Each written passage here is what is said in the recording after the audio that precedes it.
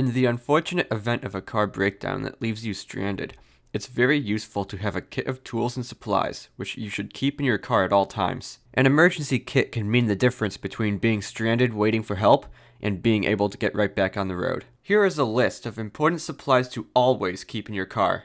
Jumper cables, roadside flares, spare tire and jack, first aid supplies, bottled water, granola or energy bars, small tool kit, a flashlight, car escape tools such as a seatbelt cutter and a window breaker, road maps, blankets and extra clothing, especially for colder climates, a car fire extinguisher, antifreeze, a roll of duct tape, washer fluid, paper towels or rags, 2 quarts of oil, and a no-spill gas can. You can often find these items being sold as kits online or at automotive stores.